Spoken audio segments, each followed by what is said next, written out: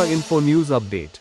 ত্রিপুরায় অবৈধ গাঁজা চাষের বিরুদ্ধে বর্ষর অভিযান চালাল ত্রিপুরা পুলিশ ও অন্যান্য নিরাপত্তা বাহিনী। মোহনপুর মহকুমার বিভিন্ন এলাকায় গত 10 দিনে প্রায় 1.5 লক্ষ গাঁজা গাছ ধ্বংস করা হয়েছে। আজ 29 জানুয়ারি 2026 ভোর 5টা থেকে সকাল 7টা পর্যন্ত সিদ্ধাই থানার অন্তর্গত জগৎপুর এলাকায় অভিযান চালানো হয়। সিদ্ধাই থানার স্টিলব্রিজ সংলগ্ন পুরনো বাইপাসের পাশে মোট 8টি জমিতে থাকা প্রায় 25,000 গাঁজা গাছ কেটে আগুনে পুড়িয়ে দেওয়া হয়। এই গাছগুলির মধ্যে পরিণত ও অর্ধপরিণত 2 ধরনের গাছই ছিল।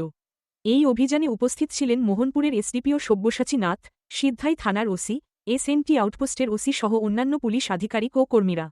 অভিযানে সহযোগিতা করে টিএসআর 7ম ব্যাটালিয়ন, মহিলা টিএসআর এবং বিএসএফের 104 নম্বর ব্যাটালিয়নের জওয়ানরা। এর আগে 20 জানুয়ারি 2026 তারিখে সিদ্ধাই থানার অধীন নোয়াগাঁও থেকে উড়াবাড়ি এলাকায় আরেকটি বড় অভিযান চালানো হয়। ভোর 4:30 থেকে সকাল 7:30 পর্যন্ত চলা ওই অভিযানে প্রায় 35 থেকে 40টি জমিতে চাষ করা প্রায় 1,25,000 গাঁজা গাছ ধ্বংস করা হয়। ওই অভিযানে প্রায় 350 জন পুলিশ, টিএসআর, মহিলা টিএসআর, বিএসএফ, বন দপ্তরের কর্মী ও আধিকারিকরা অংশ নেন। পুলিশ প্রশাসন জানিয়েছে, মাদক নির্মূলের লক্ষ্যে এই ধরনের অভিযান ভবিষ্যতেও চলবে। অবৈধ গাঁজা চাষ ও মাদক ব্যবসার বিরুদ্ধে প্রশাসনের জিরো টলারেন্স নীতি রয়েছে।